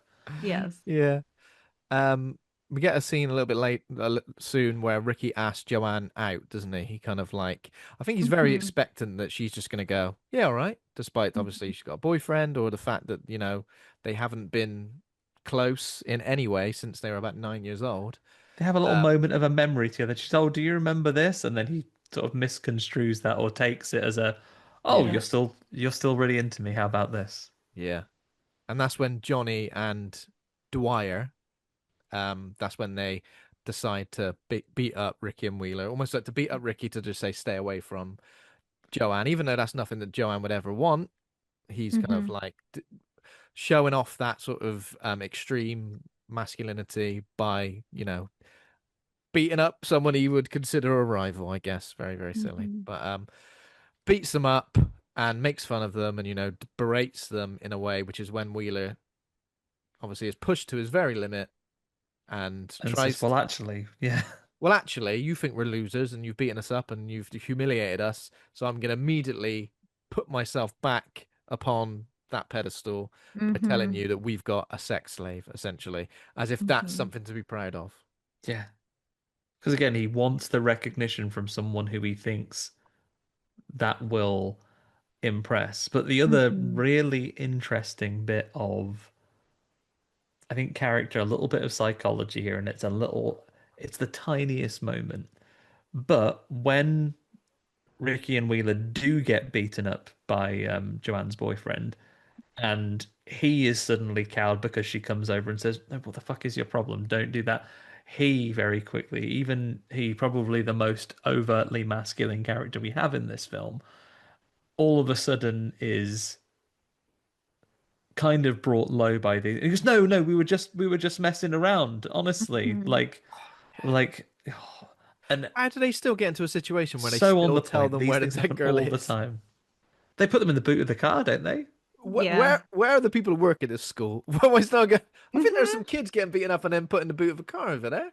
Nah, it's fine. So yeah, Is they it put after them 3 o'clock? I'm afraid so. Well, that's me off the clock then. Is marking it going to do itself? Yeah. Um, and of course, yeah, so they take Johnny and Dwyer to. Is JT there when they get there? He is. Oh, he is, isn't he? Yeah. JT's JT's there never today. gone. He's Is just he just? there. He's sleeping there as well, right? I guess he is. Yeah, it says that he sleeps there because they say it Yeah. stinks in here. Is that ain't me? That's the rotting corpse. That's the rotten corpse. It ain't me. Oh, actually, I'll be honest. Why does it stink? I don't think a rotten corpse stinks like piss in McDonald's, mate. Like you,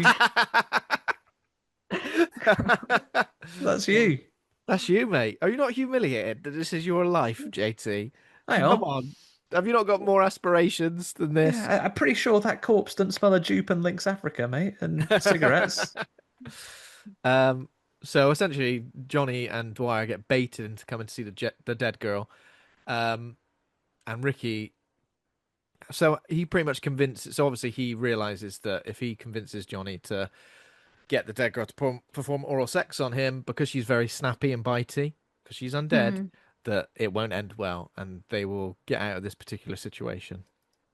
Again, Yeah. Johnny and Dwyer very quickly interested in participating, which shows what kind of people they are, but also the fact that Johnny is in a relationship with Joanne. So it's like if somebody is can't participate in this sexual act and they're mute and they're restrained, Johnny is like, okay, actually, I'm gonna Mhm. do it. Like it's so strange because like within these four walls, everybody is like, I will just do whatever I want to. There are no And consequences. JT here is like a master manipulator, right? He is like saying, "Bet you've never even had any blowjobs before. How many pubes you got?" Like he's really going at this. Yeah, it is like It's schoolyard. I've done this, you've done this sort of thing. like, oh, I Mhm. tell you what, I bet he doesn't even know what bagpiping is. He'd be like, "I do. Did it the other day." Like, Don't think I know either. having sex with someone's armpit, Ben. Sorry Well, I to have didn't to know find that out that way. either. And Well, there you go. now You learn here something we new every are. day. You I've learn I read a something. guess copy. so. I've read a copy of Viz in my time, Ben. I know. Bagpiping. I feel like if this film was about bagpiping, it'd be far. Well, probably would still be pretty grim. Uh, We have to have a bit of levity in an otherwise grim film, don't we? Yeah, you do, don't But you? yeah, they trick him basically. They said, "Yeah, Johnny, but you've like do it." And then he goes, "Bloody will then." And then yeah, and they also try to legitimize it by like saying, "Oh no, she's really into S and Right. M," and he's like, Right. "I'm not going to think about that too hard. No lies detected, I guess." Hmm. But yeah, they try to. Well, why is she tied up? Why is she like clearly severely injured at this point? And he's like, "Oh no, she's into it. Like, if you're into Hmm. it, clearly, please say nothing now. See, it's fine." Yeah. And then, unfortunately for Johnny, gets a bite in, Yep. and then again, JT goes on to the offense right. He goes like, "You guys are sick. I'm calling the police." Is well, can't call the police because now you will definitely also Yeah. go to Right. prison. Right. Now you're done for. And then yeah, so the act of that is also sexual assault, and you've participated in this. So And even Johnny if has you're to not essentially, arrested, your girlfriend will know. yeah, Hmm. what's he gonna do? But he just goes, I'll just go back to school like normal, get on with my day. I've got lessons, mate. I've got lessons. I'll get back to school the next day like I am Sydney Prescott in Scream. Do you want a day off? There's been all these murders. Nah, I I should really get on. It's a big year this year for me. think your Can't fall boy behind. I think your Yeah. boyfriend tried to murder you last night. Nah, what? Yeah, he did, but I'll go back to school and then he'll turn up as well. Oh, for God's sake. Um, I mean, to be fair, she obviously comes from a dad doesn't cancel his business trip either, no, so no, no. Yeah. He's in the I'm cupboard. gonna He's have been in the to. cupboard all along. Yeah, I am gonna have to still go on this business trip. Um, so yeah, obviously at school, Johnny is in a bad way. He's Mm. pale, sweating, and he goes to the. I mean, this is brutal. This is probably the bit of the film which Yeah, makes this it a is quick. definitely like the most extreme, like on-screen thing that you see. Yeah, Yeah. So yeah, he's what is it? So oh yeah, someone goes, oh, someone stinks in here. yeah, and he nips off to the toilet and poos his guts out like he's flushed while sat on an airplane toilet. He Don't do gets that. Exactly. That's what happens. he gets turned inside out essentially. Yeah. He gets found like unconscious in the bathroom, and Are we to believe that he's fine? Because doesn't it say, like, doesn't his friend no, he say goes to hospital, doesn't he? they've just put his guts back in the hospital? I was like, I Yeah, And bet I'm that cost like, you a there's fortune. he was fully in half. There's yeah, no way. no. Yeah. I kind Even of if they thought, can put it back in, I don't think you'd be the same. didn't Yeah. they? Doesn't someone say? I think Joanne says he's in hospital, so I feel like he's in the Hmm. same state as Deadgirl, and they're doing tests Right. on him. They're like, they don't know what's wrong with him. He's obviously still moving and reacting, but I guess all of his vitals are probably gone. I don't know. Um, it's pretty horrific. What a way to go. So going back to JT, so this is when JT and Wheeler decide to kidnap a girl, and again, like objectifying every woman they see, almost like Hmm. saying we don't want to go for that girl because she's slightly what they consider overweight, for example. Decide to kidnap a female victim, but Wheeler's like, we've been here for hours. Literally, no one has come by who would perhaps fit the bill. So I guess it goes to show that they just want anybody at this point. Yep. Yep. Because they realize Anybody. that she is the original recipe dead girl is sort of decaying. Because Yeah. obviously, like you said, Ariel, when she bit Johnny, he destroys her face quite Hmm. badly. Yeah. Yeah. And again, yeah, that's the thing. Like, just the fact that these people are so willing, going back to Johnny, immediately willing to A, sexually assault someone and then like physically assault them within seconds, despite Hmm. an act of violence being committed upon him. It's all the things that are like so close to the surface for these characters. It doesn't take much for them to just reach in and sort of become those people. And I don't strike me as people who have committed these acts before or Yeah. in their life. It's not like they're sort of seasoned, sexual assaulters or seasoned physical Hmm. violence indulgers. They just it's so easy for them to just become those people, which Yeah. is also When they're pretty. free from like the prying eyes of the normal of normal society, Of which normal then within a society, yeah. couple of days has seen them skulking around in at a petrol station trying to get ready to kidnap someone. I think at this Mhm. point, has Johnny's friend also been killed? Has he gone to see JT yet to try and confront him and he's Oh yeah, good also point. killed him? And the Not dog sure. has been the dog Yeah. ultimately gets killed by the dead girl as well, Mhm. right? Yes. Off camera, thankfully, we're okay. Yes. Yes. Can't hold it against her. She is having an awful, awful time, even though that was the Well, one true yeah. ally she had. The one good boy. Yeah. Yeah. So yeah, obviously the female victim. I guess they're trying to convince her that they're selling weed, right? And Yeah. Yeah. she, Yes. they hit her with like Well, they tried to tire Tom iron. and Jerry her into this bullshit. They're like, Yeah. the weed is just in the car. Have a look closer. And then when they Oh she yeah. leans over, they bonk her on the head with the tire iron. Hmm. But unfortunately, she is stone cold Steve Austin and Well, like fortunately, absolutely I guess beats the fuck out fortunately, of them. Well, fortunately when for the her, blood like trickles down her head, I think okay, she's just makes her got her. angrier. She's gonna Yeah. pass out, but she's just got him, and she just absolutely does him in, Absolutely batters which them. is great. Head Um, wounds bleed like crazy, even if they're not that bad. Just, yeah. um, so Joanne appears, confronts them about Johnny, sort of saying what's happened to him, where did you take him, etc. And that is when they decide to capture her and take her back Mhm. to their lair, I guess.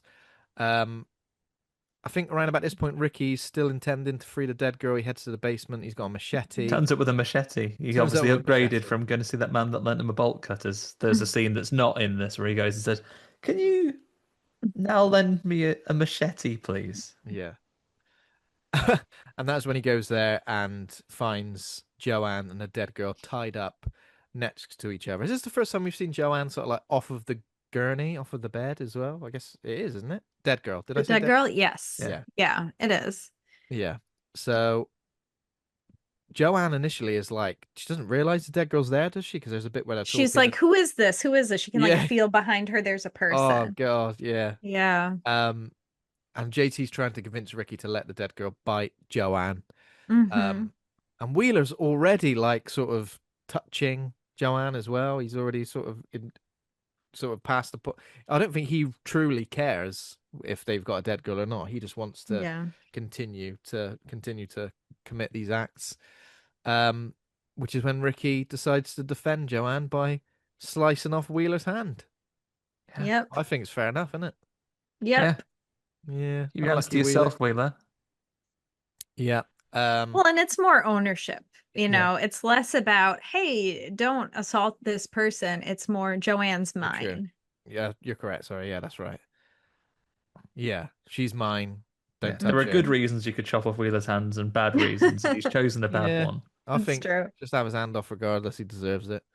Um, yeah, so that happens. I think then Joanne manages to escape and unties Dead Girl, and that is when she feeds on Wheeler. I think she attacks JT as well at this point, doesn't she? She gets Wheeler first because he's right poorly on the floor with a hand off. Mm. Mm-hmm. She feeds on him first, and then as the others try to escape, I think it's when they're forced to go back down the stairs that they see her biting JT's lips off. Right? Mm-hmm. Oh, Yes. biting the lips off. Wait, did I? He's all ripped up in the jaw when they see Mm. him later. Yeah, Hmm. that's right. Pretty horrific. So Ricky and Joanne flee but can't escape because the entrance is locked. Ricky runs off to find an escape route. When he comes back, Joanne's gone. And when he returns to the basement, that's where Dead Girl knocks him down, breaks down the door, and escapes. Runs outside. It's a question for you two. Does the novelization continue with Dead Girl after the end of the film as well, or is it exclusively before? Yes, Yep. it continues. It does Oh, I'm continue. gonna have to get this book in a way that gives no money to a bald billionaire. I think I'll see it what I can definitely do. continues in a way that I didn't expect either. You kind of think, yeah, it's hard to describe without spoiling it. So I'll say check it out.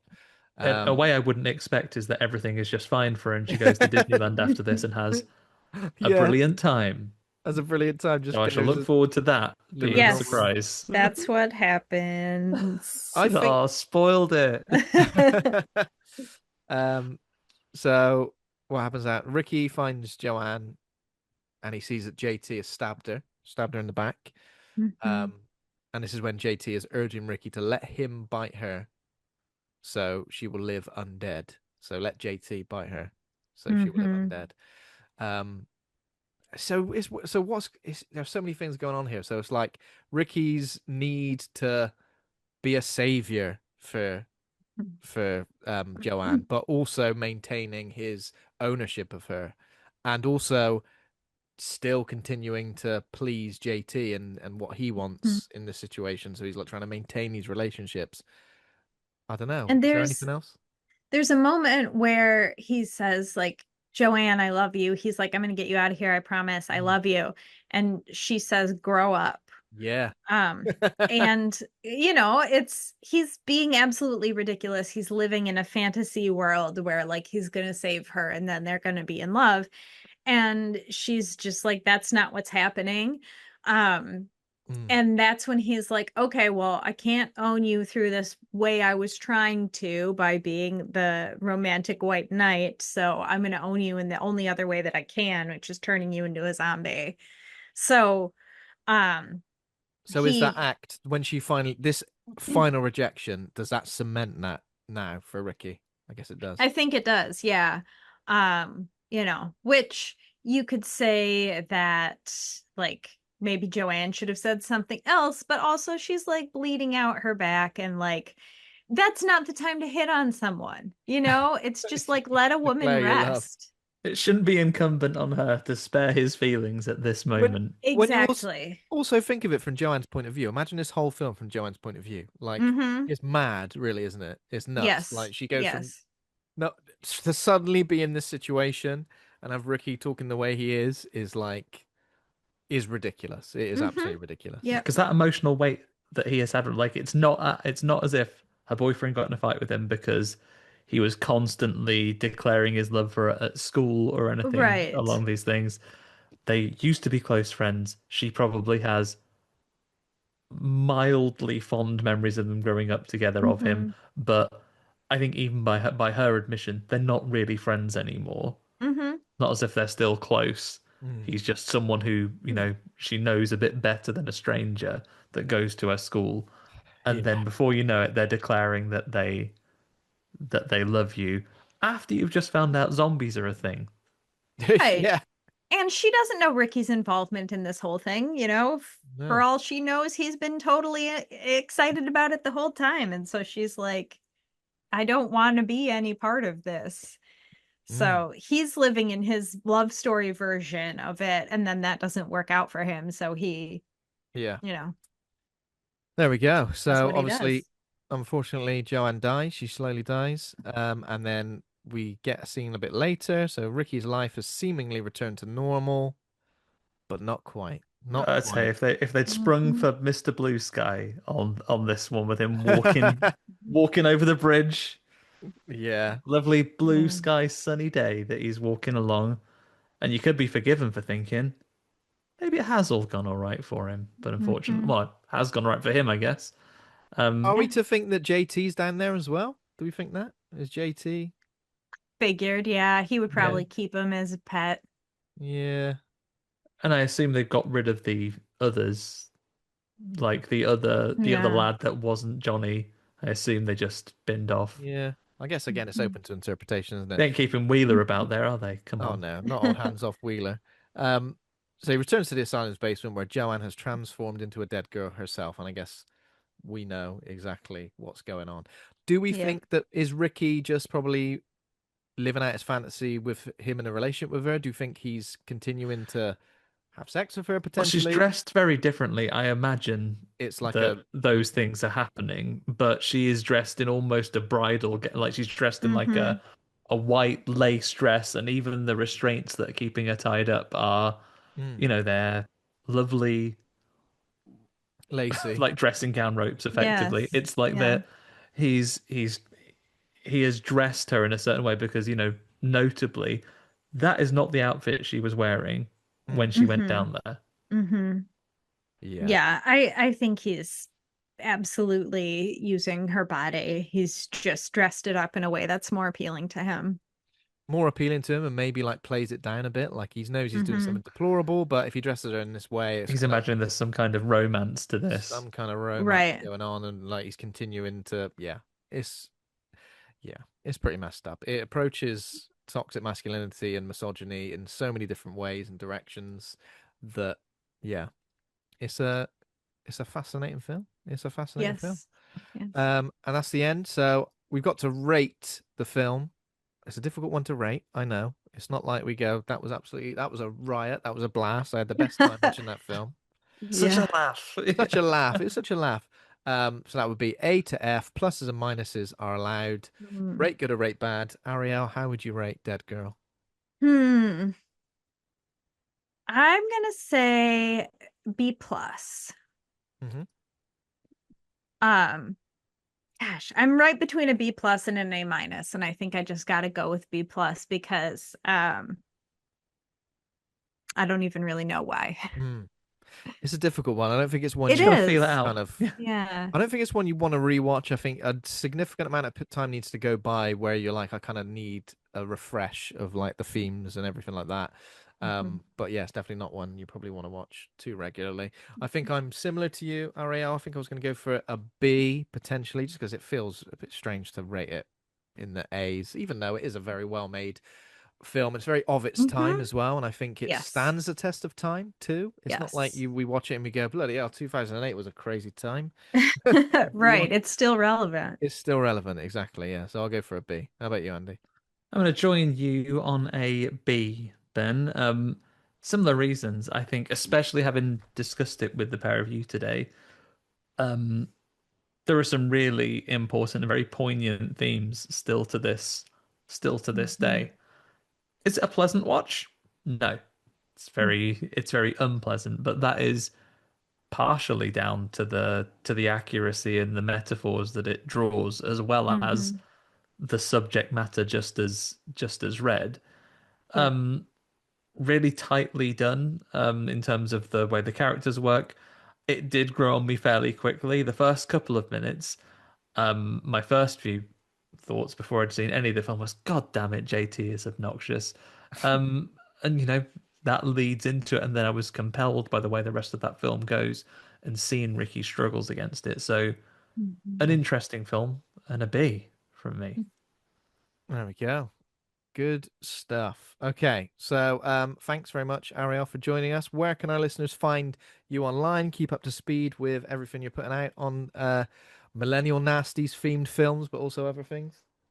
Yes, you can find me on all the socials at Ari_Hellraiser, and I will post all my writing and podcasting there. Amazing. We'll, of course, put the link in the show notes for that. So thanks, everybody, for listening. If you enjoyed the show, become a patron over at patreon.com/horror hangout. Thanks to our patrons over there. Thanks to Taj Easton for our theme music. Thanks to Acast and Rusty Quill for hosting the show. Please consider giving us a rating or review. And we're on Instagram, Facebook, TikTok, YouTube, and Threads. Or go to horrorhangout.co.uk for everything in one place. Next week, we're returning to the world of Phantasm with Phantasm Free, Lord of the Dead, with returning guests Jake West and Aaron Truss. Looking forward to that. Very much so. And in the meantime, we'll leave you all with an important message. At a time when the youth need positive male role figures more so than ever, because of all the right wing grifters there are out there, what I will say to any, I don't think we have any adolescent boys that listen, but if we do have any, I will say to you that if you have a friend that, upon bringing you to see a dead body, immediately encourages you to assault them, they're not really a friend. Call the police. Call those police immediately, Yeah. straight away, while you're there. But yeah, thanks very much for joining us, Ariel. That was fun. Thank you. And Yeah, thanks for joining us. hopefully join us again for an episode in the near future. The ruins. Absolutely. Oh, the There you go. ruins. I'm gonna go and watch the ruins. You got to. I'm looking forward to it. I'm gonna watch it immediately. Okay. Thanks very much, guys. See you both very soon. Take care, Thank everybody. you. Bye. Take care. Bye.